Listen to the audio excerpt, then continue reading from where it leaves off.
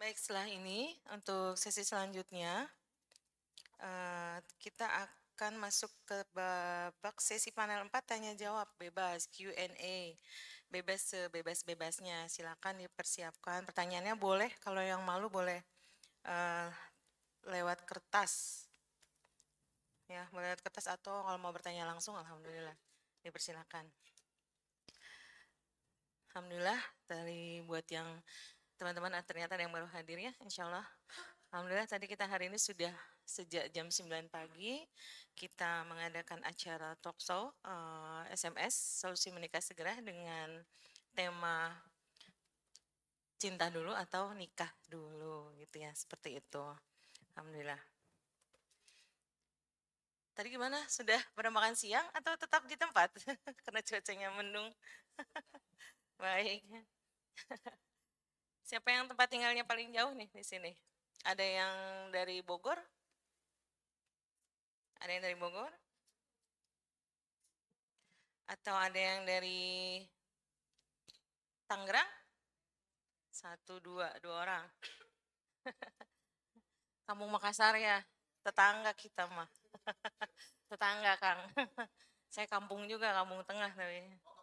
Hmm. Ya. Siapa yang berarti di Tangerang, Bogor nggak ada, Depok. Ada, ya Ibu Etna, Masya Allah, satu, dua orang juga. Kemudian Bogor, Depok, Tangerang, Bekasi. Wah, Masya Allah, 4 orang. Sisanya Jakarta semua? Jakarta 5 wilayah ya. Yang timur ada? Timur, satu. Selatan? Wah, gengnya banyak selatan, Ark Jaksel. Utara? Utara 2. Waduh, utara. Yang belum apa? Barat, Jakarta Barat. Ada? Oh, Jakarta Barat nggak ada. Baik, boleh nggak merapat lagi? Kayaknya jauh banget. Takut ya. Takut disuruh maju. Takut ditanya. Baik, sambil menunggu Bunda Damayanti. Ya kita cap? Oh baik. Kita acaranya santai aja ya, nggak formal ya. Makanya senang sekali dari yang sudah berjalan tadi. Apalagi tadi pas sesi kita panel 3, maunya saya itu seperti itu. Kita tuh saling, maksudnya mungkin selama ini kan hanya duduk, diam, mendengarkan dan menyimak. Kemudian tanya jawab. Tapi di momen, maksudnya di event kayak gini tuh, maksudnya lebih ke yang interaktif. Jadi kan kalau teman-teman punya argumen atau punya hal sesuatu yang berkaitan dengan topik, justru disitulah momennya gitu. Seru nggak sih sebenarnya dari hari acara kita hari ini yang udah berjalan dari pagi? Ya, buat yang meraih Ikhwan, jangan merasa minder ya. Jumlahnya tetap aja yang paling minimalis. Tapi saya menghargai, Masya Allah, di antara sekian ribu Ikhwan, masih ada yang mau datang ke sini dengan perjuangan yang luar biasa. Mudah-mudahan Allah mudahkan hajatnya, Allah pertemukan dengan pasangan yang terbaik, dimudahkan amanahnya dan pekerjaannya. Baik, kita lanjutkan ya acaranya. Bismillahirrahmanirrahim. Assalamualaikum warahmatullahi wabarakatuh. Ya, kembali berjumpa dengan Ummu Haidar. Ummu Haidar dan Abu Zufar dan juga ada Bunda Damayanti di sini. Kita masih dalam rangka talkshow, bincang, SMS, solusi menikah segera dengan tema cinta dulu atau nikah dulu.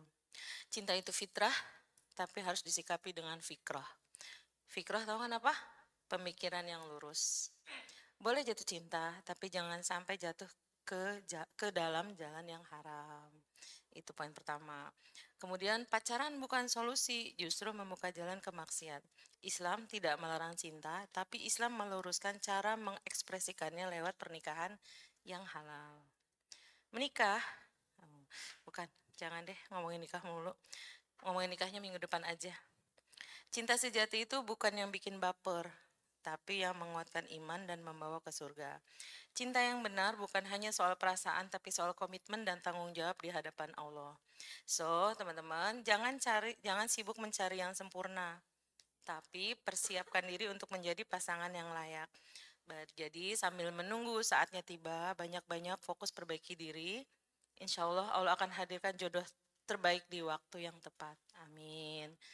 Baik, Alhamdulillah Bunda Damayanti sudah berada di tengah-tengah kita dan juga Abu Zufar. Baik, saya berharap teman-teman bisa lebih aktif dan dimaksimalkan betul-betul. Buat yang baru hadir, baru datang, ya berarti episodenya sekarang sudah episode tanya jawab. Silakan dimaksimalkan momen yang ada.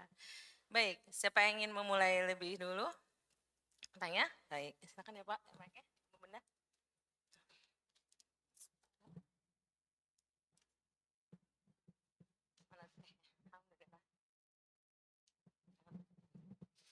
Assalamualaikum warahmatullahi wabarakatuh. Perkenalkan saya Ayu dari Jagakarsa, Jakarta Selatan. Mau nanya tadi terkait penjelasan dari Bunda ya. Tadi kan ada disebut selesaikan dulu permasalahan dengan yang sebelumnya. Atau tadi ada disebut masalah inner child dan lainnya. Nah, tadi kan dikasih contoh bahwa ada ikhwan yang kebetulan mungkin keluarga orang tuanya bercerai, terus akhirnya pas begitu ikhwan tersebut berumah tangga dan akhirnya beliau melakukan yang sama gitu. Cuma nggak tahu kenapa kok di saya jadi kayak kurang masuk ke logika ya Bunda. Jadi kan mikirnya gini, kalau misalnya dia dia menerima perlakuan yang tidak baik, bukankah seharusnya itu tidak terulang? Maksudnya dari dianya bukannya itu jadi pelajaran untuk tidak mengulangi itu gitu, tapi kenapa kok tadi penjelasannya malah jadi terulang gitu. Itu yang pertama. Terus yang kedua mungkin ke Bang Riko. Tadi kan ada disebutkan masalah komitmen kepada Allah. Cuma kan di sini kalau yang namanya kita mau komitmen itu pasti kan harus yakin dulu nih. Nah, caranya untuk yakin dulu tuh gimana gitu. Oke, terima kasih. Assalamualaikum warahmatullahi wabarakatuh.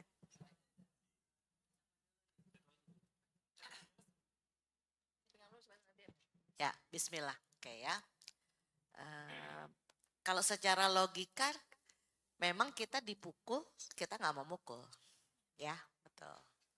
Terus kita tahu itu sakit, ya kita nggak mau menyakiti. Secara logika. Nah, jangan lupa, manusia itu ada pemikiran sadar dan ada pemikiran tidak sadar. Gitu. Jadi ada yang namanya conscious dan ada namanya yang subconscious, yang tidak sadar.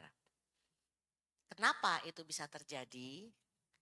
Karena dia tidak mengevaluasi diri. Dalam arti apa? Rasa sakitnya itu terpendam di alam bawah sadar dia. Ya, tidak dikomunikasikan, tidak di cleansing gitu loh. Sehingga pada saat terjadi situasi yang sama, dia hanya punya contoh yang buruk. Maka contoh buruk itulah yang diterapkan. Misal begini kita, pada saat dulu waktu kecil nih, kita dimarah-marahin aja sama ibu ya. Senantiasa itu atau biasanya kita punya niat, nanti kalau saya punya anak, saya tidak mau teriak sama anak saya. Saya tidak mau memarahi anak saya. Ya, kita berjanji nih sama diri kita. Tapi kita belajar nggak cara mengatasinya? Kita belajar nggak untuk mengajari anak itu selain teriak apa? Nah, kita nggak belajar. Jadi kita cuma punya database kalau anak rewel diteriakin. Sehingga pada saat kita punya anak, walaupun kita niat banget nggak mau teriak, apa yang kira-kira kita lakukan pada saat anak kita rewel? Ya kita taunya apa yang ibu kita dulu lakukan ke kita. Oh iya ya ternyata bener ya. Pusing ya kalau anak rewel. Gimana nih caranya? Kita marahin dia. Akhirnya kita berperilaku yang sama seperti ibu kita. Seperti itu. Ya. Makanya teman-teman yang punya traumatik atau punya kesan-kesan tidak bagus itu harus di cleansing dan belajar seperti apa yang seharusnya. Jadi nggak bisa cuma teori-teori aja atau cuma pengen-pengen aja, nggak bisa. Ya, ini teman-teman coba nih, sekarang Bunda tanya. Siapa nama tadi? Ayu ya? Ayu di sini tinggal sama orang tua atau ngekos? Sama orang tua. Sama orang tua. Kamar udah diberesin belum tadi ke sini? Sudah. Sudah. Terus sudah rapi semua ya? Sudah. Kalau yang ngepel rumah secara keseluruhan semua? Ganti-gantian. Ganti-gantian. Alhamdulillah berarti Ayu terbiasa sudah beberes ya. Nah sekarang nih misal kalau Ayu tidak biasa beberes, berangkat aja, kamar berantakan. Kira-kira kalau Ayu nanti berkeluarga, terbiasa nggak beberes? Enggak. Enggak, ya. Ya, jadi ini teman-teman yang ngekos atau di rumah sendiri tadi belum beberes, mulai sekarang belajar. Ya, belajar mau pergi itu udah rapi dulu semua. Bunda tadi nyampe di sini alhamdulillah jam 7:30. Itu rumah udah rapi, udah bersih. Ya pulang nanti Pak Balatak lagi itu urusan nanti ya, gitu. Karena apa? Karena kalau kita tidak dilatih dari sekarang, pada saat nanti kita berkeluarga, kira-kira siapa yang mau beres-beres? Ya kalau ada dananya, ada bisa asisten. Tapi kalau kita takdirnya nggak bisa bayar asisten, mahal loh sekarang, ya 2 juta minimal. Coba kalau kita bisa buat apa, kita lakukan sendiri ya. Nah, bayangkan sekarang Ayu tidak biasa beberes, terus anak suruh mandi nggak mau mandi, suami udah rapi. Ayo kita kan mau berangkat, nah kira-kira Ayu gimana? Ya, nah makanya harus dilatih dan belajar. Karena otak kita ini taunya punya model, punya gambaran. Sehingga kalau data kita hanya data negatif, kita harus cari data positifnya. Nggak bisa cuma dengan niat, insya Allah Bun, nanti saya akan positif. Nggak bisa begitu. Jadi kita harus tahu yang positif itu kayak apa.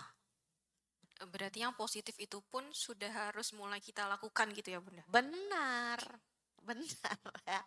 Harus dilatih, harus diusahakan, harus diupayakan. Gitu. Saya dulu suka berpikir kenapa sih kok ibu saya tuh nyuruh kalau malam ya, kalau pagi ada yang beberes, tapi kalau malam tuh kita nyuci piring atau segala macam. Itu sebenarnya buat latihan. Bersyukur kalau kita yang punya ibu itu kamu harus gini, kamu harus gitu, itu harus bersyukur. Nah kalau yang ada yang bantuin atau apa segala macam, belajar minimal benahin rumah kamar sendiri deh. Seperti itu. Karena kita tidak tahu kita akan menikah dengan siapa, kondisi ekonomi kita bagaimana, ya.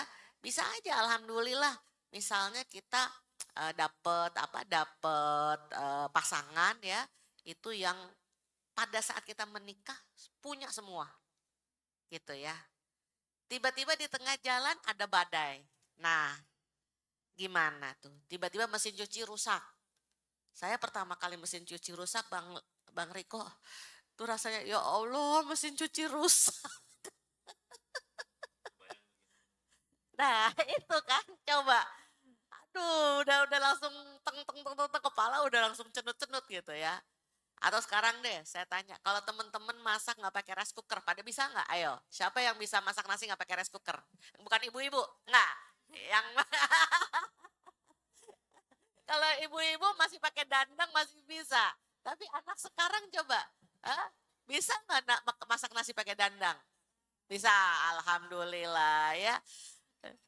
Pada ketawa, nggak bisa kan, itu sederhana aja rice cooker ya bapak-bapak ya. Jadi nanti kalau menikah itu utama 1 mesin cuci, 2 iya. Ini zaman sekarang itu ya rumahnya kan bisa ngontrak Bun ya kan. Tapi ada mesin cuci, ada rice cooker. Ah, laundry bisa, ada duitnya? Ada duitnya ya, sekilo 8.000. Ya, kalau ada duitnya alhamdulillah, nggak apa-apa. Ini semua udah serba mau teknologi. Saya lihat tuh Bang Riko, ada rumah tangga Korea. Dari masuk aja tuh ya Teh Riri, sepatunya ganti. Cut, ada apa buat pengharum gini-gini. Masya Allah, semeter aja tuh semua udah pencet. Saya juga mau ya. Siapa yang nggak mau? Terus mau Iya, masak, mau nyalain apa? lampu aja. Ya smart TV. Begitu batuk, wah suaranya berubah. Gak bisa masuk gitu kan. Nah, jadi kita harus siap gitu. Sekarang kalau nggak bisa beli gas, pakai apa kompornya? Ayo. Listrik. Gas aja nggak bisa beli, apalagi pakai listrik, pakai token. Pakai kompor minyak, ayo pakai kompor sumbu. Siapa yang bisa pakai kompor sumbu? Oh iya, pakai kompor minyak. Nah tuh, kalau kita ya ibu-ibu dulu pakai kompor sumbu tuh, bersihin dulu, gitu ya. Jadi tantang coba diri teman-teman gitu loh. Ini terkadang masalah rumah tangga itu ya cuman masalah odol, masalah bantal. Benar, ada yang konsultasi sama Bunda. Jadi ini kan nih misalnya nih guling ya, nih guling, nih bantalnya di depan. Kan gitu. Suaminya maunya begini, istrinya apa sih salahnya gulingnya di atas? Ya, sederhana kan Bang? Tapi kata suaminya, emang kamu nggak bisa ya naruh. Nah begitu, suaminya maunya begini. Coba sehari 2 hari, sayang ininya di bawah ya Umi, gulingnya tuh ditaruh di bawah. Udah 3 tahun, gimana sih naruh gini aja nggak bisa. Nah, cuman masalah guling dan bantal. Masalah odol yang nggak ditutup. Nah, anduk basah ditaruh di atas kasur. Nah, itu terkadang yang kayak gitu-gitu terakumulasi ya. Coba ayo, toto suami brek taruh anduk di atas kasur. Mama. Ayo langsung tuh. Kamu bisa nggak sih nggak lihat nih mama? Keluar tuh. Ya. Terus suami, ya Allah cuman masalah anduk aja kenapa sih ribut banget. Kayak ibu aku. Nah. Ya, keluar tuh data-data lama. Kayak ibu aku. Wajar bapak nggak suka sama ibu. Itu ya. Wajar bapak nggak suka sama ibu. Udah keluar itu Bang. Yang dia nggak suka sama bapaknya akhirnya dia menyetujui. Dan apa yang dia lakukan? Ya sudah kamu nggak cocok untuk saya. Gitu ya, sesederhana itu ya. Tapi itu bisa jadi lingkaran yang tidak ada putus-putusnya kalau tidak diputus. Begitu. Mungkin sementara begitu Bang. Silakan Bang Riko. Baik, menjawab bagaimana yakin, ya kan? Yakin kepada Allah ketika kita akan membuat komitmen dengan Allah. Sebenarnya kalian semua ini sudah yakin sama Allah. Tahu nggak? Kenapa kalian yakin? Sudah yakin? Karena kan sholat. Loh, sholat itu bentuk keyakinan kita semua ini kepada Allah. Kalau kalian nggak yakin sama Allah, nggak bakal sholat. Sholat itu salah satu tanda, salah satu ibadah, wajib pula, yang 5 waktu wajib. Itu sebagai bukti bahwa kita yakin kepada Allah. Sholat itu KTP, KTP-nya orang Islam sebenarnya. Nah, mau yakin lagi, mau yakin yang gimana ya? Nah, mau tidak mau berarti teman-teman di sini harus mengenal Allah. Itu ilmu yang Bang Riko terima begitu. Ya, mengenal Allah ya lewat ilmu. terus berilmu tentang tauhid, khususnya tentang tauhid, tentang apapun lah, ilmu apapun yang intinya mendekat ke Allah. Karena semakin dekat semakin yakin. Di sini sudah ada yang sudah ada yang haji apa umroh? Sudah, ya. Sebelum haji dan umroh, yakin kalau Ka'bah itu di Mekah? Yakin. Yakinnya dari mana? Melihat gambar dari TV, lihat gambar. Ya. Seandainya, mana yang lebih yakin? Orang yang lihat gambar sama orang yang sudah pernah datang ke sana. Nah, berarti mendekat kan? Nah, udah. Analoginya gitu saja. Semakin dekat ke Allah, ya harusnya semakin yakin. Gampang sih diucapin memang, ya. Sebenarnya simple ininya, pelaksanaan itu simple. Yakin ke Allah itu simple banget. Maka tadi Bang Riko bilang, sholat, ya itu bukti kalian yakin. Bukti kalian mengakui Allah itu ada, itu sholat. Kalau enggak yakin, ya enggak bakal sholat. Sholat itu bentuk terima kasih juga kepada Allah. Berarti yakin Allah ada.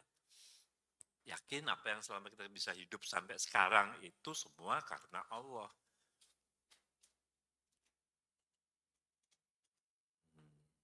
Begitu. Memang nggak mudah. Jujur nggak mudah. Apalagi setelah itu. Contoh ya, Bang Riko kan sudah, bukan contoh nih, pengalaman pribadi, udah komit sama Allah, minta ya Allah, siapapun perempuan yang mau jadi istri, saya minta itu jadi istri saya, ya itu jodoh saya ya, dalam waktu dekat. Selesai sudah, saya yakin. Wih, diturutin sama Allah.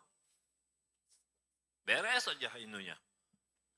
Urusannya, Masya Allah, baru sampai nggak percaya, begitu gampangnya. Jadi kalau Bang Riko ada orang bilang menikah tidak semudah membalikkan telapak tangan, enggak juga. Ini pengalaman Bang Riko ya, malah Bang Riko bilang menikah itu semudah membalikkan telapak tangan. Asal itu tadi, yakin ke Allah. Lo yakinnya gimana? Ya jangan macam-macam. Kalau sudah minta komitmen sama Allah, karena kita mengkerucut ke masalah jodoh, ya udah sih. Kenapa mesti kriterianya sepanjang struk belanja bulanan? Kenapa nggak struk belanja harian? Kalau bikin kriteria. Pangkas. Apa yang nggak ada urusannya dan bukan yang syar'i, pangkas. Ya, ini salah satu cara kriterianya itu. Ya, kriteria yang kalian bikin segitu panjangnya itu sama. Nah, kemudian datangi Allah. Mendatangi Allah itu yang paling gampang adalah dengan tahajud. Tahajud itu intinya mendatangi Allah loh. Kalau Bang Riko memahaminya seperti itu. Ya. Minta sama Allah. Waktu Bang Riko membuat komitmen itu, mensinkronkan bibir dengan suara hati, yang diucapkan oleh bibir dengan suara hati itu luar biasa sulitnya awal. Tapi ketika sudah pada titik yang sudah sampai disebut sama salah satu Ustadz di saat ini, Bang Riko itu udah tawakal mutlak. Ah masa sih Ustadz? Yang gimana tawakal? Ya itu menyesuaikan dengan kata-kata, ya Allah, siapapun perempuan yang bersedia menjadi istriku ketika aku minta dalam waktu dekat, yaitu jodohku. Ucapan itu sama suara hati sama, harus sama. Udah nggak pakai tapi. Kenapa sebelumnya kok susah banget? Karena baru itu masih pakai tapi. Ya Allah, siapapun jodoh yang engkau yang terbaik buat hamba, ya Allah yang terbaik menurut engkau, ya segerakan jodohnya ya Allah gitu. Ya. Tapi di dalam hati, tapi ya Allah, kalau boleh nggak pakai kacamata, ya putih-putih dikit lah, gitu. Jangan yang mati lampu. gelap maksudnya kalau mati lampu, ya. Terus ya sa- apa yang enggak kutilang darat gitu loh. Tahu nggak kutilang darat? Tahu ya? Kurus tinggi langsing. Kurus tinggi langsing. Pada ketawa ikhwannya. Gitu ya. Atau semampai, semeter nggak sampai. Ya kan? Ya yang agak tinggi-tinggi dikit lah gitu. Sehingga nggak perlu pakai high heel. Gitu. Banyak kriterianya, ngucapinnya banyak. Nggak dikasih sama Allah. Susah. Nah, ketika sudah belajar, terus introspeksi diri, terus berkaca diri gitu. Kalau gue pengen yang cantik, pengen yang solehah, berarti gue harus ganteng dan harus soleh. Ganteng dan soleh, ganteng itu relatif ya, cantik pun relatif. Seleranya Saiful sama seleranya Bang Liko beda. Bang Liko bilang biasa aja, Saiful bilang, wih top. Ya, fisik itu relatif. Ya, gitu. Jadi artinya gimana supaya bisa komitmen dan yakin, itu pertanyaan udah saya sama Teh Riri sering tanya, loh Bang, kok bisa yakin sih Bang? Yakin kalau Teh Riri itu di depan Abang tuh bahwa itu jodohnya Bang Riko. Kita kebetulan kadang-kadang awalnya susah jawabnya. Ya cuma bisa, ya yakin aja sama Allah. Ya gimana, yakinnya tuh gimana gitu loh. Ya yakin aja gitu. Ya susah kan? Kalau dibilang yakin aja ya susah. Akhirnya kita jawab aja, ya karena kita komitmen sama Allah. Akhirnya jawabannya itu. Kalau udah disinggung Allah, dia udah yang nanya. Udah ya memang itu, mau gimana lagi. Itu ya, sama sering-seringlah datang ke majelis ilmu. Tambah terus, karena ilmu itu pupuk iman. Iman itu akan yang menguatkan keyakinan kita kepada Allah. Begitu. Mau ditambah? Mau ngambil lagi? Teh Ayu sudah cukup? Ayo, kita diskusi yang Iwan, jangan diem aja, nanya dong. Ntar aku jodohin nih. Jangan ada lagi mukanya. Yuk.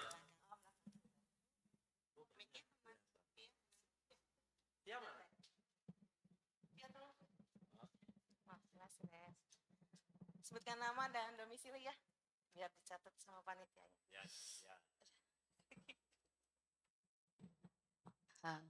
Assalamualaikum, nama saya Rini dari Bekasi.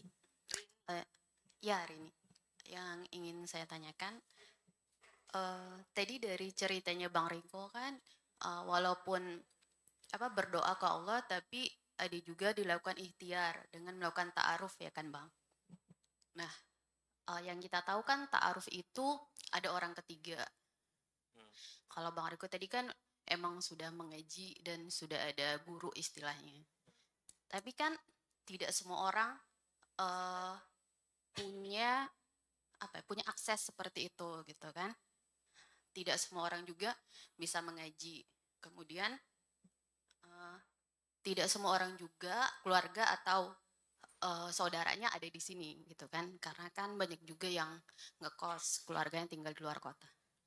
Nah, yang ingin saya tanyakan, apakah ada alternatif kalau misalkan kita mau ta'aruf nih di luar pakai pendamping gitu. Kayak misalkan kita melakukan ta'aruf hanya berdua saja. Contoh nih. Yang ada di kepala saya itu misalnya kayak gini nih. Kita buat komitmen misal ta'aruf nih kita buat waktu 3 bulan gitu. Jadi setelah 3 bulan ini buat keputusan go or no go gitu kan. Kalau go ya berarti menikah, kalau enggak ya sudah. Kemudian mungkin dibuat rule gitu kayak bertemu hanya seminggu sekali membahas tema-tema yang pengen kita ketahui atau pengen kita ta'arufin gitu kan. Misal minggu pertama tentang finansial, seterusnya gitu kan, minggu kedua apa-apa. Lalu juga dibuat batasan tidak boleh chat misalkan kan. Chat itu hanya untuk yang penting-penting aja, di atas jam 10 malam sudah nggak boleh. Nah, Kayak gitu itu boleh nggak atau ada alternatif lain? Terima kasih. Ya, Rini, ini Bunda sih guessing aja ya, menebak ya. Apakah ini Rini mencontohkan diri sendiri gitu ya, atau mencontohkan orang lain? Atau Rini masih beranggapan dengan ta'aruf ini masih banyak yang perlu dipertanyakan konsepnya, seperti itu ya. Karena memang ta'aruf ini banyak sekali dipertanyakan, begitu. Banyak sekali bertanyakan, yang kenal aja banyak permasalahan, apalagi yang tidak kenal sama sekali, bukankah itu nanti akan tambah banyak permasalahan? Kurang lebih seperti itu bukan? Ya. Nah, balik lagi, kalau Bunda terus terang, ya dulu kami memang itu satu majelis, ya satu majelis pengajian. Di sekolah kami waktu itu di IPB, itu memang di apa istilahnya sama guru-guru kami dipercepat yang memang sudah mau menikah, ya bahkan dianjurkan untuk menikah karena kita jauh dari orang tua. Kemudian sebenarnya usia-usia 20-an itu usia rawan sebenarnya. Maksud Bunda di sini adalah kalau Rini masih belum yakin dengan ta'aruf, dengan konsepnya ya, maksudnya ya, dengan konsepnya. Justru itu yang harus Rini perbanyak pengetahuannya. Kita di dalam hidup, mau dalam membahas apapun, terkadang seringkali justru ya diganggu oleh pemikiran kita. Ibaratnya kita itu banyak pakai matematika manusia ya Bang, gitu loh. Kita itu tadi salah satu bentuk yakin mungkin ya, bahwa kita yakin dengan matematika Allah. Mungkin di sini teman-teman ngelihat Bang Riko, Teh Riri, ngelihat saya seolah-olah, wah kayaknya hidupnya oke-oke aja, aman-aman aja, ya. Nah, padahal budahal ya, ada pasangannya. Justru kami-kami ini mungkin kalau orang tahu perjalanan hidup kita, itu pada bingung kali ya Bang. Kok banyak mustahilnya gitu loh. Ibu saya aja terus terang suka marah sama saya karena kok hidup kamu sulapan. Sulapan, sering. Begitu perlu tiba-tiba ting gitu ya. Nah jadi itu yang, ya banyak magicnya betul. Jadi kalau gurunda kita, AA itu bilangnya hidup kita itu cukup. Hidup kita itu pas. Pas mau naik haji, alhamdulillah ada ya Bang. Pas mau sekolahin anak, ada. Pas mau apapun, itu tiba-tiba ada, gitu loh. Kalau ditanya kok bisa begitu Bun? Ya itu tadi, itulah matematika Allah gitu kan. Terkadang apa yang kita ikhtiarkan itu tidak korelasi ya. Contoh begini, kan katakan misalnya gini, Bun udah ngaji di Sehati, udah belajar, udah ikut SMS, terus tapi saya nggak mau saya maunya ditodong, mau diburu ya. Ini dikejar ya. Ini akhwat ya berarti. Nah, kalau saya menambahkan, betul kita maunya diburu, tapi kita harus ngejar juga. Ngejarnya kemana? Ngejarnya ke Allah. Jadi jangan disangka kita berzikir, kita beribadah, itu tidak ikhtiar, bukan. Justru ikhtiar kita yang paling utama itu ke atas, ke jalur langit. Gitu. Tiba-tiba Allah mempertemukan, tiba-tiba kita ditelepon sama Bang Riko, punten teh, ini ada ikhwan yang mau ta'aruf dengan anti. Bisa, kenapa enggak gitu. Kalau Allah sudah tentukan, tetapkan, itu pasti ada. Nah itu yang namanya keyakinan mungkin ya. Saya sekalian nambahin sama Ayu. Jadi kita menambah keyakinan itu atau keraguan-raguan kita itu digugurkan dengan ilmu. Nah kemudian setelah itu kita mendekat dan selalu beribadah kepada Allah. Nah itulah yang harus kita kejar. Jadi kalau ke Allah itu kita kejar, kita buru. Jangan tanggung-tanggung. Kita bisa sholat mau semuanya pakai qobliyah, ba'diyah, duha, tahajud ya. Terus saum, ya saum paling maksimal itu adalah saum Daud kan begitu ya. Terus sodako seberapapun bantu. Nah itu. Jadi ngejar ke Allah. Ngejar ke Allah, memburu ke Allah. Gitu ya. Sebagai akhwat ikhwan juga sama begitu. Nanti itu Allah yang akan menyatukan siapa dengan siapa. Intinya pada saat kita meningkatkan kualitas ibadah kita, nah insya Allah itu akan dipertemukan dengan kualitas ibadahnya yang sama. Insya Allah seperti itu ya. Itu dari saya, Bang, silakan. Baik, jawaban singkat dari pertanyaan tadi, bolehkah? Yang tadi ya, pokok penjelasannya ke ini, bolehkah? Jawaban saya singkat, tidak boleh. Ini versi ibu, ini versi bapak. Tidak boleh. Ya. Karena kita bukan di zaman Rasul. Ya. Di zaman Rasul mah sahabat-sahabatnya soleh-soleh semua. Ya, tenang, nggak masalah. Nah sekarang banyak yang nggak meyakinkan. Karena itu, kenapa harus selalu didampingi? Ya kalau nggak didampingi, walaupun kita nggak pacaran kok. Tadi sebutkan ada waktu-waktu tertentu. Dan terus ketemuannya gimana? Atau by phone? Tetap berhijab by phone? Sama aja. Berdua tapi di tempat umum. Kenapa? Berdua di tempat umum? Tetap. Nggak boleh. Mungkin belum ikut waktu kita membahas masalah fikih mahram ya. Ada alternatif lain kok bisa. Teman boleh menemani, teman yang bisa dipercaya. Nggak punya teman, nggak mungkin. Sama bilang, karena ada ikhwan pernah menghubungin Bang Riko, saya tidak punya teman Bang, saya introvert. Cia. Nah terus kamu keluar kerja, nggak punya teman juga? Diem dia. Enggak lah, se-introvertnya orang. Sebenarnya, mohon maaf Bunda Damai, saya bukannya tidak setuju dengan istilah introvert, ekstrovert ya. Artinya itu kan untuk memahami situasi, kondisi seseorang, supaya kami ya, tidak salah menyikapi bagaimana harus menyikapi orang itu.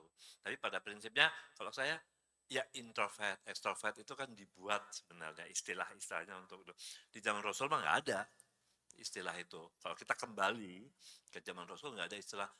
Emang Rasul kenal istilah ekstrovert. Umar, kamu ekstrovert? Nggak mungkin kan? Ya, dalam arti gini maksud Mariko, jangan terpaku. Kalau memang minder, jadi orang minder, ya jadilah orang yang bisa kok. Ya, ada Mariko satu yang Mariko nggak terlalu yakin ya, bukan nggak terlalu yakin. Gini, ada orang bilang, oh itu udah watak saya nggak bisa berubah, bisa. Kecuali watak dasar. Ya. Watak yang loh, Umar itu kurang kejam apa? Umar bin Khattab. Jauh lebih kejam dari yang di sini ini. Sudah melakukan apa saja. Coba. Tapi beliau dikenal sebagai Amirul Mukminin yang lembut ngomongnya. Bicaranya itu beliau tuh lembut. Bahkan tunduk pada seorang nenek-nenek. Didengerin itu nenek-nenek ngoceh. Istilahnya ngomong, dia hanya minta nasihat. Kalau tidak karena suara azan waktu sholat, saya akan dengarkan terus nenek-nenek ini bicara. Sampai pengawalnya, kok nurut sih? Anda ini khalifah loh. Kalian tahu siapa nenek-nenek ini? Dialah Qolah binti Sa'labah. Yang doanya didengar sampai langit ketujuh dan turun ayat Quran karena doanya itu. Nah, intinya ya nggak boleh. Saya tetap tidak membolehkan apapun alasannya. Ya, nggak ada saya ketemuan berdua di depan, ketemunya berdua, meja berdua di restoran yang lagi rame. Alasannya kan dilihat orang. Iya, memang dilihat orang. Tapi setannya ada yang ikut ngeliat nggak? Ikut ngeliat setan tetap. Nggak bisa. Akan timbul fitnah nggak? Bisa. Apa yang fitnah? Orang di sekitar kita yang nonton. Ih, lihat itu. Berdua. Udah nikah belum ya itu ya? Kok mesra banget? Kok ngomongnya dekat? Ya kalau nggak ada nggak kedengeran karena berisik. Jadi intinya apa? Baru nggak ingin ada fitnah. Walaupun mungkin ya Bang Riko nggak belum hafal dalil-dalilnya ya. Sedang belajar Bang Riko untuk mengungkap apa yang Bang Riko sampaikan ada dalilnya. Tetapi dalil-dalilnya dalil umum. Ya, artinya belum halal, yang belum halal bila masih haram ya dosa pokoknya. Apapun alasannya. Seperti Bang Riko ungkap, kok Bang, saya nganterin ini calon saya ini ke pengajian. Niatnya bagus nggak? Bagus kan? Ke pengajian, ilmu. Naik apa? Naik motor. Pakai hijab. Hijabnya triplek gitu yang gede gitu ya. Di punggung gitu. Nempel kan? Udah gitu iseng pula. Cit. Ya. Emang terus cit? Nggak begini, apa terus begini? Hah? Tuh. Buset katanya. Ya. Enggak kok Bang. Naik mobil. Oke. Berdua. Iya, tapi kan kita jauhan. Iya, kejauhan cuma ke Selang Persenelang doang. Ya. Berdua. Yang duduk di jok belakang siapa? Korin. Yang duduk di jok belakang setan. Diam aja. Terus kalau nyebrang, kamu diamin aja gitu. Kamu di sono, pojokan yang sono, aku pojokan yang sini, nyebrang. Orang bakal bilang, itu cowok gak gentleman banget. Terus cewek nyebrang di jauh-jauh dibiarin gitu. Terus kamu pegang, kamu tuntun. Nah, intinya apa? Kenapa Bang Riko terutama di saat itu cukup strict ya, keras. Ya bukan keras lah, tegas untuk masalah pendampingan. Satu, bukan Bang Riko nggak percaya sama orang-orang lain ya, artinya agak sulit kalau dibiarkan berdua terus bisa amanah menjaga itu agak sulit memahaminya, ya, karena bagaimanapun tetap nggak boleh, ya. Jadi nggak ada istilah, misalnya ada orang tadi disebutkan dia nggak punya akses, terus juga paksa diri, kan nggak bisa datang ke majelis, ya paksa. Kenapa nggak bisa hadir ke majelis ilmu? Cari teman. Emang aku tadi bilang, walaupun ngaku introvert, ya se-introvert orang masa nggak punya teman sih? Paksa. Melakukan kebaikan, Allahumma paksain. Doanya itu. Harus dipaksa. Melakukan kebaikan itu awalnya, kewajiban, awalnya itu harus dipaksa. Kita kecil disuruh sholat sama orang tua kita, perasaan kita apa? Kepaksa kan? Awalnya kepaksa kan? Tapi karena terus, ya akhirnya nggak dipaksa pun, nggak disuruh pun, jadi nggak enak gitu kalau nggak ngerjain. Tentara harus melakukan olah fisik, harus dididik demikian, dipaksa kan awalnya. Sampai akhirnya terbentuk pribadi yang keras seperti itu. Jadi nggak ada istilah seandainya, nggak pakai seandainya. Seandainya, kata-kata seandainya itu pintu masuknya setan. Ya. Jadi paksakan diri untuk berbuat lebih baik. Jadi kalau nggak punya teman, merasa susah, nggak ada teman, kan hidup di Jakarta, hidup sendiri. Kalau akhwat ya, emang situ nggak punya teman akhwat. Nggak punya teman perempuan. Teman perempuan bisa jadi pendamping. Mahram. Makanya waktu itu di sini di Sati ada pembahasan fikih mahram ya. Kalau sahabat-sahabat ada yang ikut, itu belum selesai tuh sebenarnya bahasannya. Ya, ternyata baru juga baru tahu. Oh, kok sedemikian rumitnya ya ternyata. Yang berhak jadi wali aja ada 11 orang. Yang disebut mahram, ada mahram kecil, ada mahram besar. Nah lo, pusing kan? Ternyata nggak mudah, tapi harus dipelajari. Supaya nggak sampai kejebak kemaksiatan. Makanya itu paksa. Nggak ada istilah, ya saya susah. Nggak susah. Tinggal niatnya aja. Yang ikhwan, paksa untuk nikah, paksa. Paksa diri. Paksain Bang Riko. Bang Riko, saya mau nikah. Minggu depan. Harus nikah. Oke, di KUA ya. Paksain. Dan menikah juga dipaksain loh. Saya kan waktu tahun 2002 awal, memasuki tahun 2002, usia saya menjelang 35 tahun. Saya bertekad dan nekat. Gua nggak mau tahu, pokoknya tahun ini entah dengan siapa, gua harus kawin. Kawin istilahnya, bukan nikah. Ya padahal ya dulu gitu. Akhirnya terus mulai belajar ilmunya, muncullah komitmen itu. Setelah hadir di satu majelis akad nikah dari teman kami, yang juga sama-sama tim hikmat Darut Tauhid, doa di situ, minta sama Allah. Masih pakai tapi loh di situ, Bang Iko, doa di Masjid Bank Indonesia, Baitul Ihsan. Nikahan temennya Bang Riko itu di situ. Kan penasihat pernikahannya bilang, ayo yang mau doa, doa. Yang mau disegerakan jodohnya, yang mau doa, ayo sekarang. Ribuan malaikat lagi turun nih. Di majelis akad nikah pada saat ijab kabul tuh ribuan malaikat turun. Ayo doa sebelum mereka terbang lagi ke atas. Oh doa Bang Riko, ya Allah segerakan jodoh hamba, ya Allah berikan berjodoh hamba yang terbaik dan engkau siapapun ini, belum spesifik waktu itu. Tapi kalau boleh ya Allah, hamba ingin nikah di tempat ini, maksudnya di Masjid Baitul Ihsan itu. Masih pakai tapi itu. Nah, pulang selesai itu, pulangnya sholat malam juga, ya itu baru saya bikin komitmen. 3 bulan ya. 3 bulan kemudian Agustus, alhamdulillah menikah dan di Masjid Baitul Ihsan. Diijabah sama Allah. Walaupun prosesnya tidak semudah yang dikira.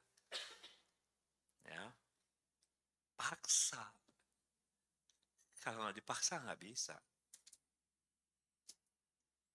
Ya, tentunya pengertian paksa di sini adalah positif ya. Bukan paksa yang negatif. Artinya melatih diri. Mau nggak mau. Kalau enggak, Bang Riko dulu taunya kewajiban orang Islam itu cuma sholat. Karena didikan Bang Riko dari kecil itu yang diutamakan oleh orang tua Bang Riko adalah sholat. Ya Alhamdulillah. Gitu loh. Tapi ternyata tidak cukup cuma sholat.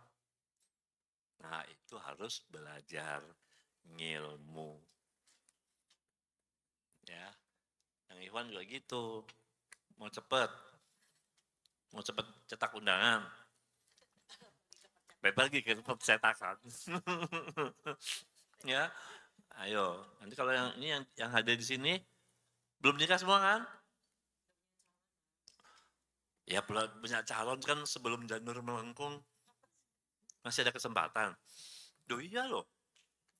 Tadi kalau ada yang godaan yang digoda setan, ada yang mengungkapkan bahwa setan bisa menggoda walaupun sudah menikah ya Bunda Dami tadi nyebut godaan tuh luar biasa lah. Bang Riko habis taaruf di restoran Cuimi di situ di Pasar Santa sana deh. Pasar Santa itu restorannya udah tutup ya. Itu keluar dari restoran itu walaupun dengan rasa senang karena diterima ya tantangan Bang Riko ke Teh Riri diterima. Nggak lama kemudian diperlihatkan yang indah-indah. Teng teng teng teng. Astagfirullahaladzim. Kan gue baru aja minta. Luar biasa ini setan menggodanya. Dan Allah izinkan. Allah mengizinkan kejadian itu. Semua atas izin Allah. Gue luar biasa. Jaga pandangan. Astagfirullahaladzim. Itu godaan tetap ada. Oh, setan nggak akan terima. Ya, pekerjaan setan tuh gitu. Ketika ada yang mau bersatu, gimana caranya supaya batal? Ketika sudah bersatu, gimana caranya supaya pisah? Itu kerjaan setan. Ya, jadi untuk mencegah fitnah, mencegah hal-hal yang akhirnya menjurus kepada kemaksiatan, maka Bang Riko menjawab, tadi kan tanyanya, boleh nggak dengan cara selain ini? Tidak boleh, jawabannya itu. Ya, kalau dari Bang Riko itu, sudah nggak pakai macam-macam, tidak boleh. Soalnya kadang-kadang, apa istilahnya? Adjustment, bukan? Pakai penyesuaian, ya. Pakai adjustment deh, gitu loh. Aduh, adjustment tuh kadang-kadang menyesatkan juga, gitu loh. Kita tuh kadang-kadang ditipu sama pemikiran-pemikiran ya musuh-musuh Islam itu loh. Nggak apa-apa deh, dikit. Ini topi miring. Tahu kan? Tahu dong topi miring, Johnny Walker.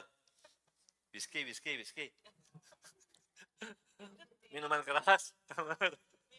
Bariko tahu karena Bariko dulu latar belakang Bariko adalah perhotelan. Jadi ada ilmu bar, ya. Wah, bingung banget itu. Godanya luar biasa. Ya, jadi nggak apa-apa deh, dikit aja, sesendok teh. Kan nggak mabuk ini. Ingat. Dalilnya minum khamr, mau banyak ya mau dikit ya haram. Dalilnya tuh minum khamr, haram. Nggak apa-apa deh, nggak. Yang penting kan nggak mabuk. Dah. Yang penting nggak mabuk loh. Lah kalau dia sebotol nggak mabuk, tetap boleh? Nggak apa-apa nih. Ini babi panggangnya enak banget loh, pakai bumbu itu pork belly itu crispy-nya luar biasa. Nggak apa-apa deh, yang penting lu nggak muntah. Bang Riko pernah dengar istilah-istilah itu dari kecil sudah dengar. Karena teman-teman Bang Riko banyak yang non Muslim, Cina pula. Bukan soal Cina ya, kebiasaan mereka. Oh, nggak apa-apa deh, Riko. Yang penting kan nggak muntah. Dalilnya haram makan babi. Mau secuil kayak mau haram. Nah itu. Paksa. Begitu. Ya, mohon maaf kalau banyak kurangnya. Baik, mungkin Silakan yang lain. Kan tadi banyak ya. Nah, tuh. Rini mau nambahin sedikit buat Teh. Siapa tadi namanya? Rini. Teh Rini ya. Mungkin gini Teh Rini Afwan, sedikit menambahkan aja. Menyikapi situasi yang ada, tadi kan mungkin salah satunya kondisi sebagai anak kos gitu kan di Jakarta yang mungkin juga dengan kesibukan pekerjaan, kemudian tapi kan tadi berusaha istilahnya membuat satu adjustment yang bisa dibilangnya penyesuaian dengan tentang waktu sekian-sekian. Mungkin untuk solusinya kalau nggak keberatan sih di Darut Tauhid ini dengan lewat sehati ini kami apa ya, istilahnya menyediakan diri menjadi satu wadah atau satu tempat buat teman-teman mungkin yang selain kesibukan pekerjaan ataupun apapun itu mungkin belum sempat ikut liko atau apapun itu, tapi terkait masalah proses ikhtiar menjemput jodohnya itu Mungkin bisa jadi misalnya Teh Rini dikenalkan teman sekantornya, mau ditaruh, mau dikenalin sama, tapi karena hubungannya, karena bingung nggak tahu harus prosesnya bagaimana, karena aku kan nggak ikut, katakanlah nggak ikut komunitas, nggak ikut apa, tapi ingin proses taarufnya itu berjalan dengan terjaga, dengan baik, dibantu, nggak usah apa maksudnya nggak usah bingung, kami di sini bersedia untuk menjadi mediatornya atau fasilitatornya. Silakan datang, kalaupun memang sebelum ada pertemuan-pertemuan itu, supaya menghindari fitnah. Karena kalau yang namanya meskipun ada sesuai ketentuan waktu, tapi tetap aja yang namanya lintasan hati itu pasti ada. Dan itu menjadi jatuhnya juga akan zina hati seperti itu. Karena kita kepikiran, karena belum sah, belum halal, dia lagi ngapain ya, dia udah makan atau belum ya, terus atau itu bohong, nggak mungkin ada, pasti akan ada kepikiran-kepikiran itu namanya lintasan hati, dan itu jatuhnya zina hati gitu. Nah, untuk meminimalisir itu, alangkah baiknya, karena Teteh kan sudah datang ke sini jauh-jauh ya, sudah ikut dapat ilmunya dan sebagainya, untuk langkah ikhtiar berikutnya, ya udah silakan, nanti kalau memang ada yang ingin dikonsulkan, yang ditanyakan, ataupun langkah-langkah proses taarufnya seperti apa, silakan, kami di Darul Tauhid Jakarta terbuka dengan senang hati Teh Rini, gitu ya. Ya, saya tambahkan. Sudah untuk mengingatkan bahwa Disahati bisa membantu juga proses ta'aruf bagi yang bukan anggota. Tentunya ada syarat dan ketentuannya. Ya, bukan. Jadi syarat yang utama adalah jodohnya sudah ada. Yang kita bantu, yang kami bantu adalah proses ta'arufnya. Ya, jadi misalnya Saiful, saya kenal cuma Saiful doang nih. Yang lain belum hafal namanya, kecuali si itu, Gilang, Fikri, ya. Bang, saya ada calon nih, tapi saya maunya taruh bang, nggak mau pacaran, nggak mau ini. Saya belum ada pendampingnya nih. Boleh, kami bantu. Padahal Saiful belum anggota, boleh, asal ada calonnya. Atau yang bukan anggota ditunjuk, diminati oleh yang anggota. Nah, itu bisa kita bantu. Anggota Sati, misalnya Teh Rini. Bang, itu ikhwan yang six pack itu bang. Enggak, tahu six pack dari mana? Ya, ikhwan yang duduk di pojok, pakai baju kotak-kotak. Oh ya, itu saya berminat bang, gitu. Oh ya, oke. Nanti Bang Riko akan tanya dulu ke ikhwannya. Begitu pula sebaliknya. Kalau ikhwannya anggota, nunjuk akhwat yang umum boleh. Ya, asal jelas. Kalau nunjuk langsung harus segera lapor. Bang, yang itu loh bang, yang pakai kerudung merah, dia lapornya seminggu kemudian. Ya, sekarang kerudungnya udah biru, udah susah dikenalin. Harusnya pada saat acara berlangsung, langsung lapor, langsung deketin. Itu salah satu bagi yang bukan anggota. Bentuk ikhtiar. Kami akan lebih bukan merah marun kan ya bang? Nah. Saya memperjelas dulu ya. Ini udah eyang-eyang ini. Oke, silakan yang lain. Udah, silakan. Dan teman-teman, Bang Riko sama Teh Riri ini insya Allah sudah ikhlas untuk mentaarufkan teman-teman. Jadi kalau misalnya Teh biayanya berapa tuh segala macam, aku cuma punya segini boleh nggak Teh? Aku nggak punya sama sekali, bagaimana Teh? Insya Allah. Insya Allah bagaimana Kang Riko? Untuk proses taaruf tidak dipungut biaya apapun. Ya, untuk proses taaruf. Dari awal sampai insya Allah kalau memang berhasil, ya sudah. Ya. Sampai akad nikah pun hayu. Mau selenggarakan pernikahannya juga hayu. Mau di-MC-in Bang Riko gratis, ayo. Loh ya, loh serius loh ini. Ayo ini udah banting harga nih ya. Nggak ada harganya sampai nggak ada harganya. Bang Riko, sama Teh ini serius. Mau dikelola akad nikahnya bisa. Mau di Masjid Darut Tauhid, insya Allah. Ya, insya Allah. Tinggal bayar sewa. Bayar sewa Gitu. ruangannya aja. Dikawal. Buat DKM itu juga ya. Nah, Oke, silakan. Bismillahirrahmanirrahim. Assalamualaikum warahmatullahi wabarakatuh. Nama dan domisili. Ya, nama saya Sanas, domisilinya dari Jakarta Selatan. Izin bertanya, saya ingin bertanya, sekiranya kalau untuk perjanjian pranikah, bagaimanakah perspektifnya dalam Islam gitu ya? Dan kan di dalam perjanjian pranikah itu bukan hanya tentang setelah misalkan amit-amit gitu, misalkan setelah bercerai ada apa-apa gitu kan. Tapi kan bisa juga dengan tentang pada saat pernikahan itu apa saja hak dan kewajibannya begitu kan, masih banyak hal-hal lain gitu. Saya ingin bertanya aja bagaimana baiknya gitu dan bagaimana pandangannya. Terima kasih. Wassalamualaikum warahmatullahi wabarakatuh. Waalaikumsalam warahmatullahi wabarakatuh. Sebenarnya bisa ditanyakan ke Ustadz Isnan Ansori karena ini masalahnya sudah masuk ke ranah fikih. Ya, Bang Riko belum menguasai ilmunya. Minggu depan itu mabit. Ini kait masih bisa masuk ya. Ini prenuptial agreement atau perjanjian pranikah itu sebenarnya tidak dikenal di Islam itu. Tidak dalam arti yang sampai menyinggung ke masalah harta. Karena harta pun di Islam sudah ada hukumnya. Hukum waris. Hukum gini pun tidak ada, itu ada. Setahu Bang Niko ada. Dan itu tidak bisa sembarangan. Itu harus yang benar yang menguasai ilmunya tentang hukum ini. Prenuptial agreement itu selama, kalau yang baru kepahami, selama tidak melanggar syariat Islam, itu boleh-boleh saja dilakukan. Ya, asal agreement-nya itu selama tidak melanggar. Misalnya, nanti kalau aku kamu nikah sama aku, janji ya, kamu nggak poligami. Itu nggak boleh.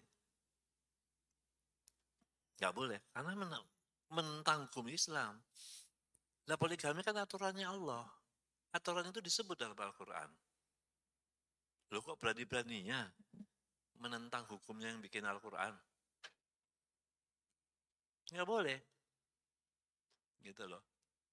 Ya, nggak usah dijanjiin lah, nggak usah dibikin pakai statement segala hitam di atas putih di depan pengacara. Udah masing-masing saling ini aja pengertian, nggak usah pakai prenuptial agreement, benar-benar agreement. Jadi kalau pemahaman Bang Riko dari beberapa ustadz yang Bang Riko tanya tentang prenuptial agreement, sepanjang tidak melanggar syariat, ya itu boleh-boleh saja. Setahu ya Bang Riko itu, yang kalau prenuptial agreement. Pokoknya nanti kalau sudah nikah, aku mau bikin yayasan anak yatim piatu. Loh ya silakan saja. Kalau memang mampu. Ya, tentu si akhwat yang bikin prenuptial ini ngukur kemampuan calon suaminya itu. Oh, suamiku punya ya anggota DPR ya misalnya. Oh, pengusaha timah. Dikorupsi lagi timahnya. Monggo. Ya, Bunda tambahkan ya untuk masalah apa tadi perjanjian pranikah. Ini kan biasanya tentang aset ya Bang ya, biasanya ya. Kecenderungannya tentang sana. Tidak bisa dipungkiri memang kalau biasanya ini kalau yang wanita asetnya lebih banyak daripada yang laki-laki ya, biasanya seperti itu gitu ya. Kalau yang Bunda tahu itu sah-sah saja untuk dilakukan begitu. Kenapa? Karena dikhawatirkan pada saat nanti jangan bercerai ya Bang ya. Misalnya meninggal ya. Ya. Memang itu salah satunya untuk melindungi wanita kepada saat perceraian kan seperti itu. Tapi kita mengambilnya yang ini saja, yang meninggal misalnya seperti itu. Karena waris dari bapak dan dari ibu itu kan nanti ada bagiannya masing-masing, ya. Ya, jadi kalau misalnya ibunya yang meninggal kan ibunya punya aset, terus diakui bahwa itu semua adalah harta bapaknya, berarti nggak ada harta waris, kan begitu ya Bang. Tapi kalau ketahuan itu memang aset dari ibunya, berarti ada waris. Ya, kita melihat ke sana saja gitu. Itu yang pertama. Kemudian yang kedua perjanjiannya itu sebenarnya kalau menurut Bunda lebih kepada nafkah harian atau nafkah bulanan itu ya tetap fokus dari kepala rumah tangga ya. Nah, masalah istri menambahkan itu adalah keikhlasan dari seorang ibu ya atau dari seorang istri begitu. Jadi kalau misalnya memang ada dibuat nggak masalah gitu ya. Supaya apa juga? Supaya kalau nanti ada pertengkaran atau ada apa istilahnya? Terkadang begini ya, ada orang yang baik-baik aja Bang. Tapi kalau udah masalah cuan, ini kok tiba-tiba jadi berubah, ya kan? Kamu kan dulu bla bla bla bla bla. Nah, mungkin untuk menghindari itu gitu kan. Nah, kemudian juga sekarang pertanyaannya kembali lagi. Kalau kita beribrah kepada Siti Khadijah. Siti Khadijah itu bangsawan, tapi begitu meninggal Rasulullah sampai bersedih hati karena beliau hanya meminta kain ikhramnya Rasul untuk dijadikan kain kafan. Artinya apa? Bunda Khadijah sama sekali sudah tidak punya hartanya, begitu. Jadi kita wanita kalau punya aset itu keikhlasannya pasti ada ujiannya. Itu pasti ada ujiannya. Tiba-tiba suami kita tiba-tiba sakit ya Bang ya. Atau misalnya tiba-tiba nggak ada sama sekali rezekinya. Nah, apakah sama sekali nggak mau dipakai asetnya? Kan begitu ya, dipertanyakan gitu loh. Nah, kalaupun misalnya digunakan, ikhlas tidak kalau tiba-tiba suaminya lupa gitu ya. Kalau dulu-dulu tuh pakai apa istilahnya pakai harta istrinya misalnya seperti itu. Jadi itu tadi sih, kalau mau diperkarakan jangan khawatir, Allah pasti kasih ujian ya Bang. Karena semua tidak akan ada yang tidak ada ujiannya. Ya itu aja sih gitu. Jadi kembali lagi kepada kita gitu kan. Kita mau berhitung-hitung seperti apa. Mau sampai kapan kita berhitung gitu loh. Karena kalau Allah mau hilangkan itu dalam waktu sedetik itu bisa, sangat bisa seperti itu. Yang tadinya punya rumah ya kan contoh yang di LA ya Bang ya. Itu dalam waktu semalam artis-artis akhirnya tidak punya apa-apa. Allah kasih kebakaran hilang seperti itu. Ya semua harta itu dari Allah dan mudah sekali untuk Allah kembalikan gitu ya. Tapi kalau untuk menjaga-jaga nggak apa-apa seperti itu. Karena terkadang ya manusia itu kan sifatnya itu pengennya yang aman, nyaman gitu ya. Nah, tapi kalau Allah udah mau kasih ujian ya pasti akan ada. Betul kata Bunda Damai, biasanya prenuptial agreement itu ujung-ujungnya masalah harta. Dan itu bila terjadi perceraian hidup. Cenderungnya kebanyakan untuk mencegah perceraian hidup. Jadi nanti kalau kita berdua cerai, ya hartamu hartamu, hartaku hartaku. Nah, gitu. Padahal ada hukum di Islam tuh ada hukum-hukum tertentu. Cerai pun kalau yang menggugat istri atas kesalahan istri, tapi istri yang menggugat cerai, istri wajib mengembalikan mahar. Wajib. Tapi kalau istri dicerai, istri nggak wajib mengembalikan mahar. Kalau yang menggugat istri tapi karena memang ternyata terbukti kesalahan istri, yang baru kepahami ya, yang sering itu wajib. Makanya kalau minta mahar jangan yang mahal-mahal. Biar balikinnya gampang. Ya enggak gitu juga lah Bang. Nggak apa-apa, mintanya, saya sekilo emas aja Bang. Oh gitu ya boleh lah ya. Lumayan itu. Ya memang masalah waris, masalah harta itu saya pribadi sepertinya bukannya tidak tahu ya Bang, tapi berdoa kepada Allah semoga tidak mempunyai masalah dari sana. Tapi kayaknya sesekali Bang kita bikin problematika rumah tangga dengan apa? Ya masalah perceraian, harta, kemudian waris itu sepertinya bisa kita bahas juga kan. Makanya kita akan adakan intimate discussion. Nah, iya, nanti kita intim masalah perceraian. Cukup 20 orang saja. Habisin begitu. Daftar mabit ya yang tadi. Ya silakan. Mana mic-nya? Daftar mabit nanti dibahas tuh masalah prenuptial agreement. Assalamualaikum warahmatullahi wabarakatuh. Nama saya Tias dari Jakarta Utara. Tadi kan di awal bilang untuk menikah itu harus pikiran kita harus selalu positif ya. Ini pengalaman saya. Jadi saya itu bekerja di kebanyakan pegawainya itu pria laki-laki. Dan di situ banyak yang habitnya itu tidak baik. Sampai ada yang yang agamanya bagus, karena lingkungannya seperti itu jadi terbawa jadi habit yang tidak baik itu. Dan ditambah lagi ada beberapa teman saya juga yang suka cerita mengenai rumah tangganya yang tentang perselingkuhan atau apa kayak gitu. Jadi intinya bagaimana saya pun untuk menjalani pernikahan itu jadi terbawa-bawa apakah semua ikhwan sama seperti itu gitu, yang tadinya agamanya bagus tapi karena pergaulan bisa berubah menjadi tidak baik kayak gitu. Masukan buat saya juga sih gimana untuk menghilangkan pemikiran negatif seperti itu ya. Terima kasih. Assalamualaikum warahmatullahi wabarakatuh. Baik, saya jawab dulu karena saya ikhwan. Apakah semua ikhwan seperti itu? Ya tidak toh.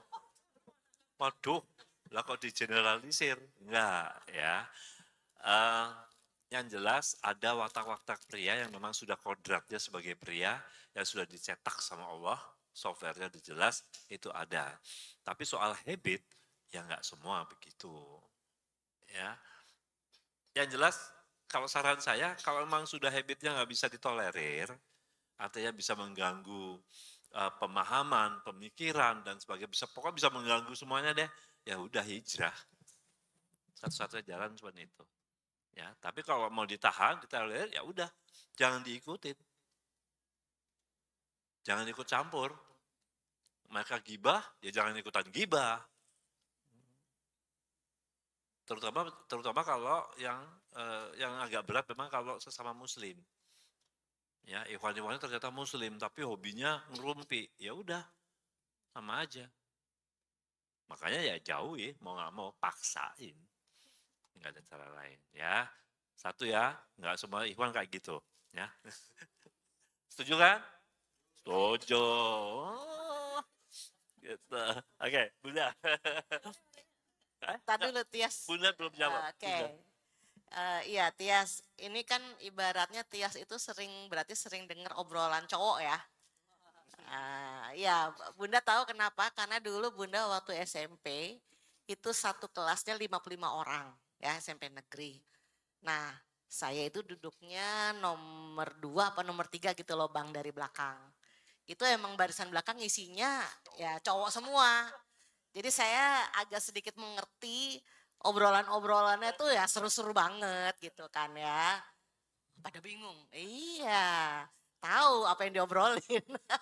Apalagi zaman dulu nih, zaman SMP kan gitu, lagi kocak-kocak lah ibaratnya gitu ya.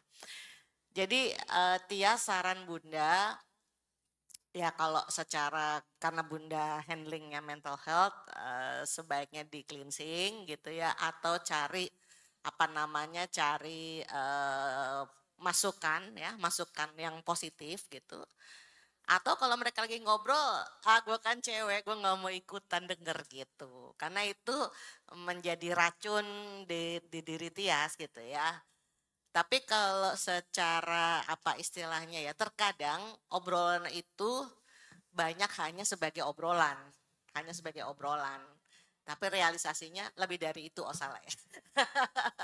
Nggak, artinya itu belum tentu yang sebenarnya gitu ya Tias gitu. Jadi ini datanya masih terlalu general, jadi jawabnya kita juga general seperti itu Tias begitu. Mungkin itu yang bisa Bunda sampaikan. Kalau misalkan ini kan sebagian teman saya juga udah ada yang berkeluarga, kadang mereka punya masalah keluarga juga, kadang curhatnya ke saya, apakah saya harus menolak mereka untuk curhat juga biar tidak masuk masukan negatif seperti itu.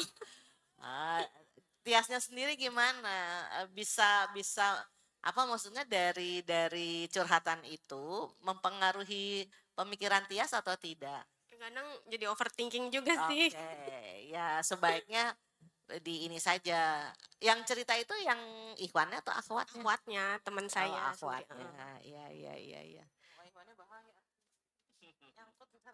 Ya kan soalnya tadi bilangnya kan lingkungannya kebanyakan Beda, itu ikhwan yang gitu ya. lingkungan kerja, yang ada juga Ya. yang teman. Ya selama Tias bisa apa istilahnya menumbuhkan semangat begitu ya. Tapi kalau misalnya sudah kamu sendiri jadi overthinking gitu kan, ya sampaikan saja. Aku belum begitu mengerti tentang rumah tangga misalnya begitu ya. Ya udah kamu kalau sedih boleh nggak aku cuman apa istilahnya ya, aku peluk kamu deh, kamu peluk aku, udah kamu nangis-nangis aja. Tapi mungkin saya tidak perlu, ya kamu nggak usah terlalu detail ceritanya, misalnya seperti itu, begitu aja mungkin ya. Maaf, benar saya menambahkan tadi, paling tidak, at least, ya udah paling tidak at least lagi ya. I'm a good listener.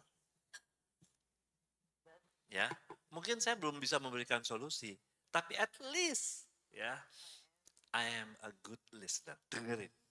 Bang Riko dulu kasusnya pernah sama, kayak gitu. Bang Riko jujur ya, karena lingkungan Bang Riko yang dengan serba naik turun panggung, koreografi, perhotelan itu banyak perempuannya. Curhat semua, karena aku nggak paham masalah mereka. Nggak semuanya paham. Ya paling tidak dengerin.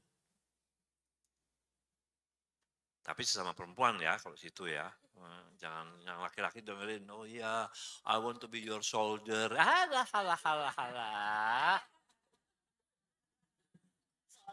Solder kali, bukan shoulder. Aduh, shoulder to crayon, Tommy Page. Masih kenal nggak Tommy Page? Udah beda generasi. Ya, gitu. Sekedar pendengar yang baik nggak apa-apa. Ya. Tapi ingat loh ya, harus yang sama-sama akhwat. Kalau yang curhat akhwat nggak apa-apa.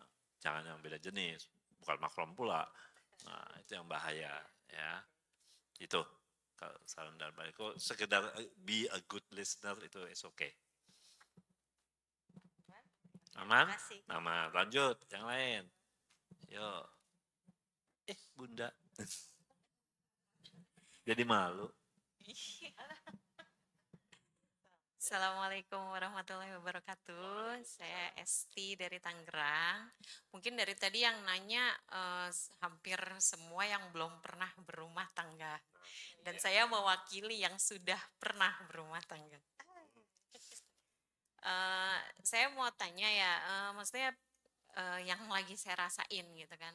Jadi semakin lama saya tuh jadi single mom, itu kok malah saya makin nggak tertarik untuk berumah tangga lagi gitu loh. Karena apalagi saya udah punya anak laki-laki dan perempuan. Yang perempuan kebetulan kelas SMA kelas 1. Jadi saya tuh mikir yang lihat berita yang sekarang yang begitu amazing gitu banget kan. Saya tuh mikir kayaknya yang paling aman untuk anak-anak saya tuh saya tidak menikah lagi gitu loh. Dan bukan keinginan saya untuk ke mantan, bukan, cuma saya pun berpikir kayaknya laki-laki yang paling aman pun untuk anak-anak saya cuma bapaknya gitu. Jadi ya apa ya, qadarullah misalnya pun kalau saya harus nikah lagi, ya kalau nggak sama bapaknya anak-anak saya mending nggak usah gitu loh. Cuma saya juga sampai saat ini hubungan ke bapaknya anak-anak sama sekali udah nggak pernah gitu Bunda, sama sekali gitu. Cuma alhamdulillah anak-anak juga 6 bulan ini udah baik hubungannya ke bapaknya, padahal sebelumnya itu 2 tahun lebih tuh mereka nggak dinafkahin sama sekali sama bapaknya.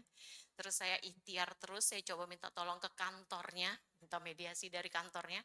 Akhirnya dari situ alhamdulillah dia udah mulai terbuka untuk anak-anaknya, dan ya setiap minggu mereka ada pertemuan walaupun tanpa saya gitu. Saya nggak masalah, bahkan saya dari dulu juga maunya ya udahlah, maksudnya ya dewasa aja sama anak-anak ya, biar gimana kan itu tetap anak gitu loh. Terus ya balik lagi kalau ke urusan pribadi saya juga mikirnya kalau nikah lagi dengan laki lain gitu kan. Jadi yang saya pikirin tuh, saya bukan mencari suami, tapi mencari ayah sambung dari anak-anak saya. Karena nggak semua laki-laki itu mau menerima anak-anaknya gitu loh. Apalagi kan memang di Islam itu kan nggak ada kewajiban ayah sambung menafkahi anak tiri gitu kan. Cuma saya kok logika saya mikirnya, ya kalau nikah sama saya yang udah jelas-jelas punya anak, masa iya terus saya masih harus nafkahin anak saya sendiri gitu kan. Ya mendingan ya nggak usah nikah gitu kan. Karena dengan nikah saya punya suami, otomatis kan kewajiban saya kebagi ya Bunda ya. Kebagi sebagai istri, melayani suami kan gitu.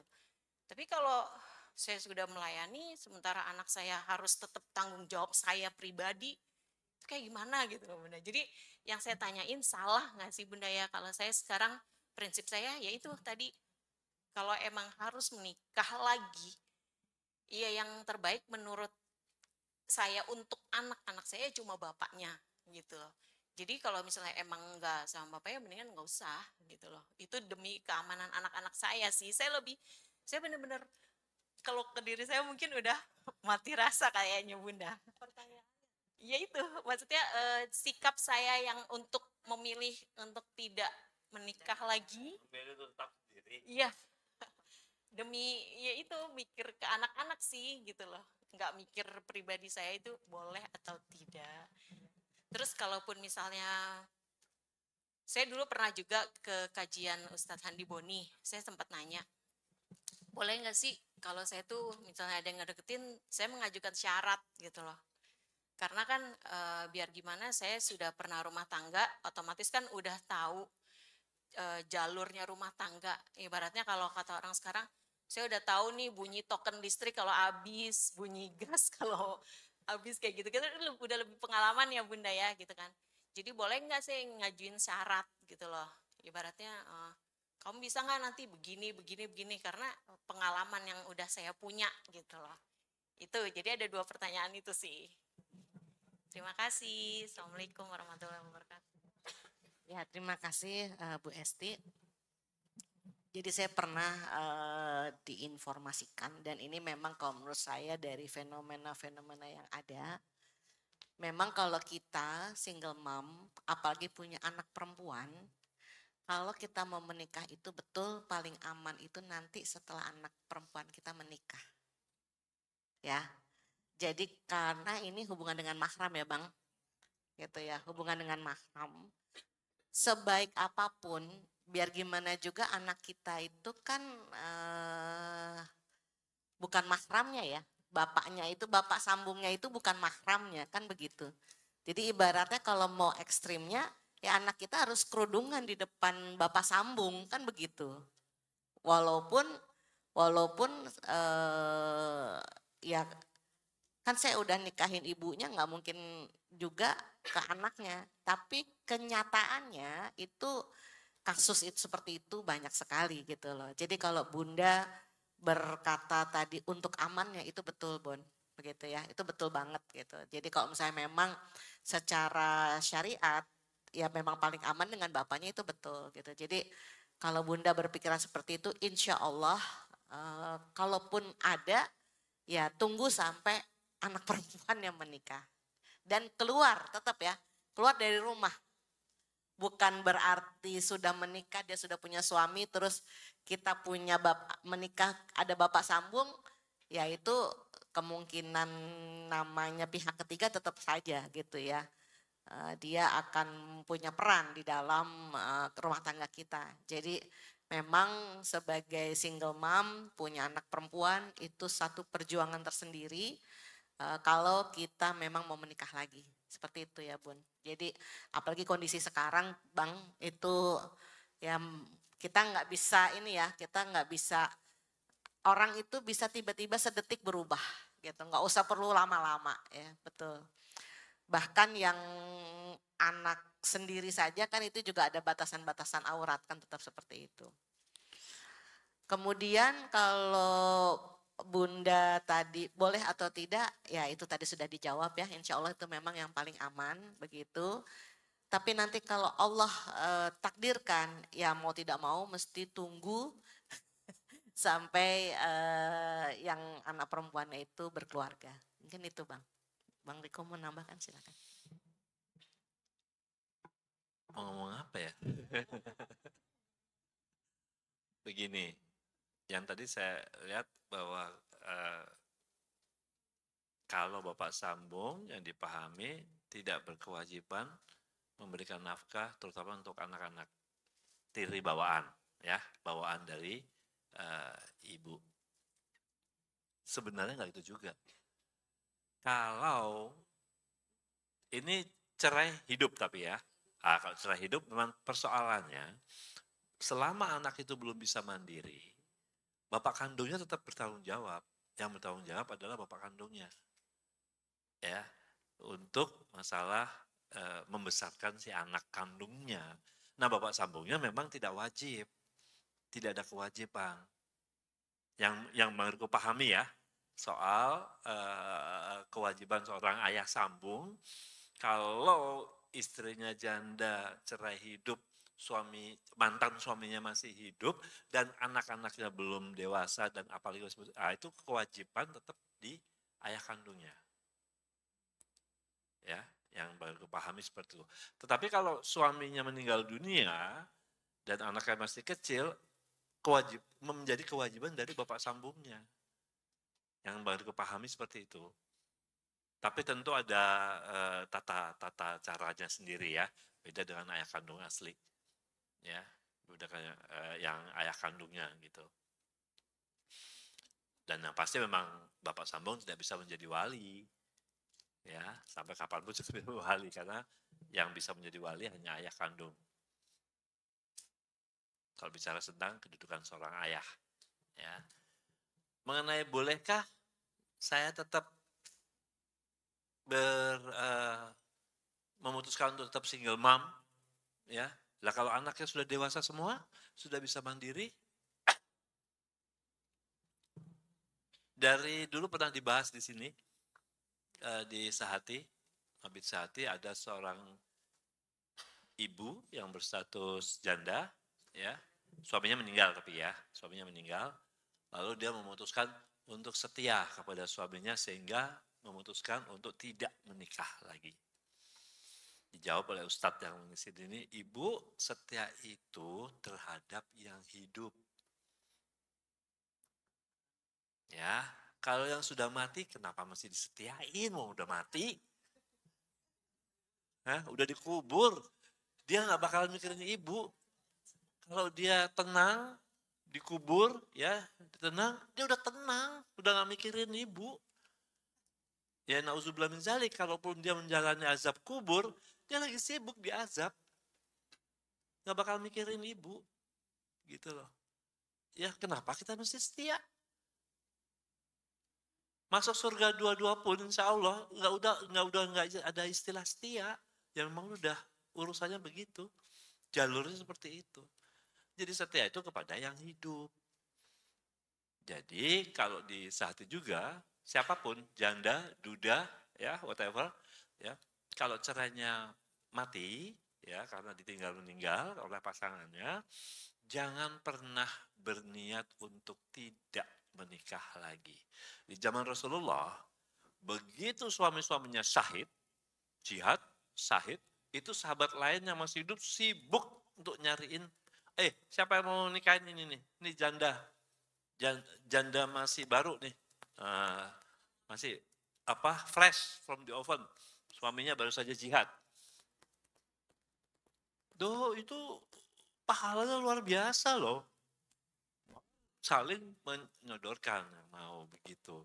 Jadi nggak kalau di sini ya agak-agak ya terutama di Indonesia ya memang begitulah. Seharusnya malah diusahakan teman kita membantu.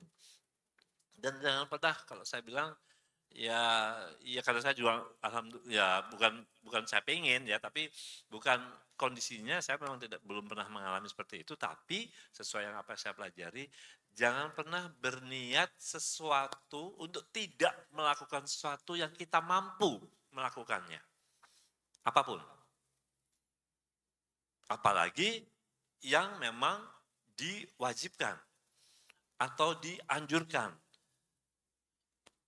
atau malah dicontohkan oleh Rasulullah SAW. Ya, jangan pernah berniat untuk tidak melakukan. Kalau itu kebaikan. Ya. Termasuk ya, terus pokoknya aku menikah hanya sekali. Kalaupun nanti akhirnya di jalan perjalanan pernikahan saya yang pertama ini saya harus berakhir dengan perceraian pun, saya tetap menikah. Oh, salah. Itu salah. Ya. Menurut Bang Riko ya salah, sudah. Apapun kondisinya, kalau memang kondisinya duda janda, udah serahin ke Allah aja, mau nanti bisa nikah lagi apa enggak, datang tulus aja gitu loh. Pokoknya jangan pernah berniat tidak, karena itu nanti ujung-ujungnya bisa berakhir pada putus asa. Kita nggak boleh putus asa. Putus asa itu sifatnya iblis. Iblis itu sudah putus asa, sehingga akhirnya dia rela masuk neraka. Sampai kiamat nanti menggoda manusia, syaratnya itu. Udah putus asa, dia udah bingung nih. Gue masuk surga udah gak mungkin nih. Nah, aku mesti cari teman nih. Ngajak-ngajak lah dia. Udah putus asa, saking putus asalnya dia udah gak ngerti. Padahal tuh iblis itu asalnya taat. Makanya dia bisa masuk surga. Awalnya kan di surga iblis. Ya kan? Nah, jadi teman-teman, kita pernah bahas, hampir semua yang ditanyakan di sini ada pernah kita sudah bahas. Fikih talak, fikih mahram, sudah pernah semuanya. Bahkan masalah putus asa pun sudah pernah kita bahas. Ya, nanti akan secara berkala akan diulang lagi kajiannya.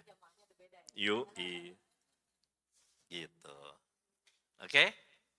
Yang lain ada lagi? Oh, ada lagi. Oh, Iwan. Oh, Iwan. Kok ada Iwan? Oh, tuh yang mau nanya. Ivannya, coba, Devul. Iwan yang lain mana?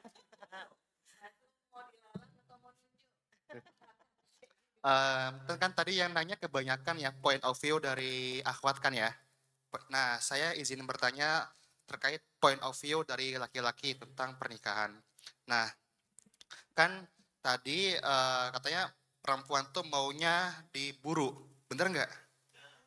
Bener kan? Tetapi kenapa banyak juga perempuan giliran udah diburu tapi malah menjauh? Ini bukan saya ngerasain sih. Mungkin banyak juga orang-orang lain, bahkan saya juga pernah diceritain langsung oleh teman saya sendiri, yaitu orangnya hafiz Quran, terus mapres di kampus saya, mahasiswa berprestasi. Nah, dia kan ceritanya mau nikah muda. Nah, itu dia udah ngincer akhwat tuh. Tapi pas udah nyamperin ke orang tuanya, udah nyampein itikat baiknya gitu ya. Akhwatnya malah menjauh gitu. Bahkan sampai sebenarnya tuh teman saya nggak japri langsung si akhwatnya.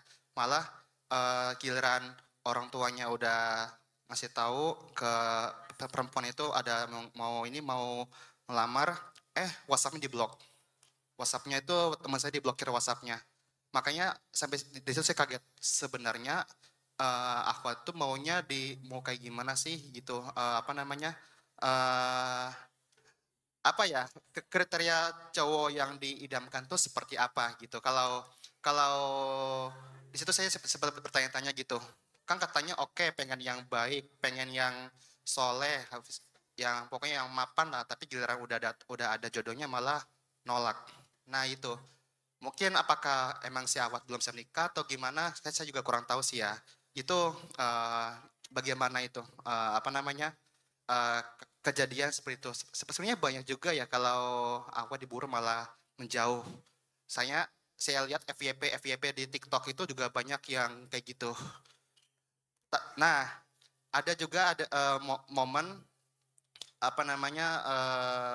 teman saya yang lain gitu ya.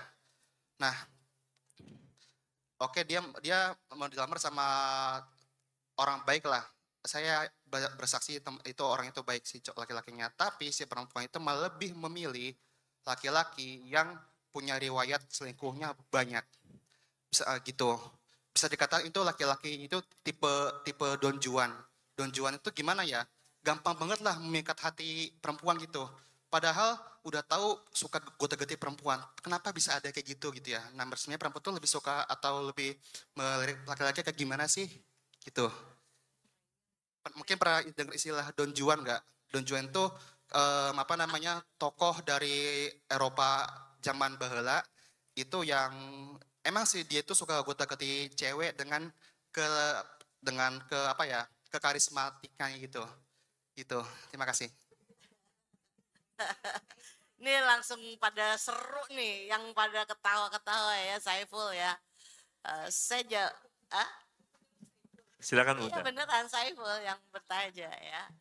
Bunda mewakili perempuan nih Saiful nih ya. Ya, Saiful terakhir ya, mohon maaf karena waktunya juga ya, karena pertemuan kita penanya terakhir berarti Yuk. Saiful. Oke.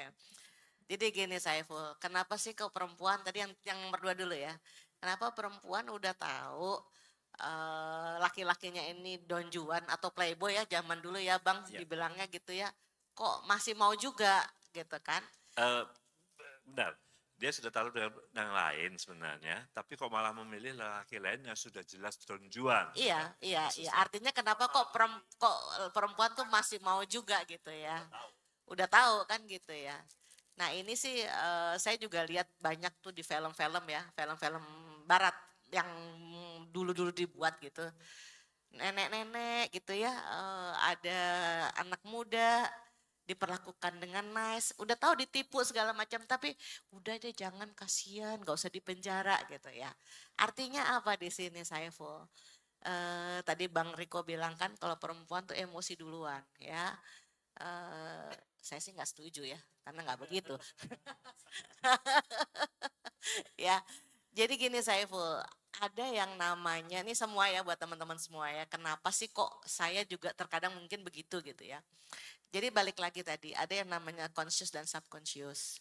Kemudian ada juga masalah emptiness. Nah di sini nih, emptiness itu kekosongan, kehampaan.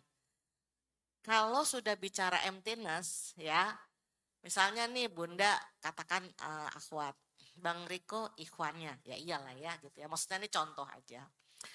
Bunda udah tahu nih Bang Riko udah punya istri, udah pokoknya udah nggak mungkin lah ya istilahnya, kecuali kalau mau dipoligami gitu loh.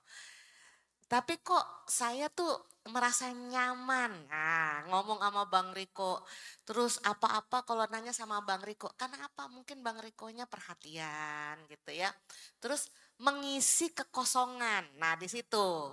Terkadang perempuan-perempuan yang istilahnya apa ya, kok bisa di PHP-in, kok di chat-chat itu tetap jawab. Ada yang konsul sama Bunda, temen kantornya, udah chat-chatan Bang, dia tahu yang cowoknya juga chat-chatan sama bagian lain, tapi dia tetap aja di maintain begitu mau. Karena itu tadi, pelakor-pelakor atau yang playboy-playboy ini bisa mengisi kekosongan di hati-hati seorang perempuan. Nah itu ya, jadi kalau kamu mikir kok mau aja sih gitu ya, karena itu tadi ada emptiness biasanya seperti itu. Dan biasanya nih Don Juan atau ya pelaku ya biasanya ya suka disebutnya seperti itu tahu mana yang bisa diisi istilahnya ya, karena dia kosong bisa diisi, mana yang tidak. Seperti itu Saiful kalau kamu tanya. Terus yang pertanyaan pertama tadi, ini perempuan maunya apa gitu ya?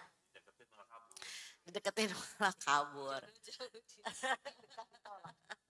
Apa jodoh dekat di hati? Jauh di mata, dekat ditolak. Oke, kalau jauh diliatin mana-mana, begitu deket malah ditolak ya Bang ya. Nah, bisa jadi begini Saiful, kan tadi kan kamu bilang akhwatnya itu Hafizoh ya berarti ya.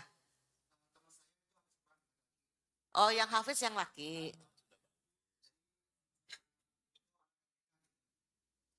Latihan dasar kepemimpinan? Oh bukan.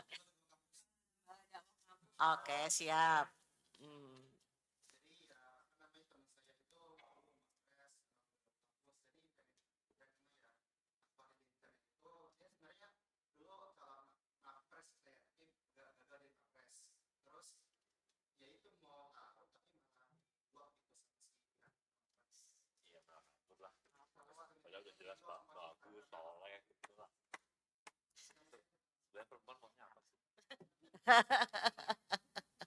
Ya, ini balik lagi ya. Makanya kenapa Bunda itu senang banget mempelajari behavior, ya, mempelajari behavior. Karena manusia itu bukan kayak kopi diseduh udah pasti jadi nih, tinggal dikasih air panas. Kalau air dingin dia nggak keseduh. Kalau dikasih air panas dia keseduh. Manusia nggak begitu. Manusia itu ada pikirannya, ada perasaannya, terus ada apa istilahnya database seperti itu. Begitu juga laki-laki sebenarnya sama, mau laki mau perempuan tuh sama gitu ya. Apalagi kalau ada tipikal perempuan yang dia senengnya apa sih kayak jinak-jinak merpati. Nah, itu jadi ya itu tadi makanya para donjuan ini tahu gitu loh cara memperlakukan wanita-wanita ini seperti apa begitu ya. Jadi kemungkinan besar yang perempuan itu mungkin dia sudah punya calon, itu bisa gitu ya. Atau dia memang belum ingin menikah gitu loh. Kalau itu sih indikasi-indikasi yang paling jelas gitu kan. Nah, atau mungkin memang menurut kita yang ikhwan ini baik.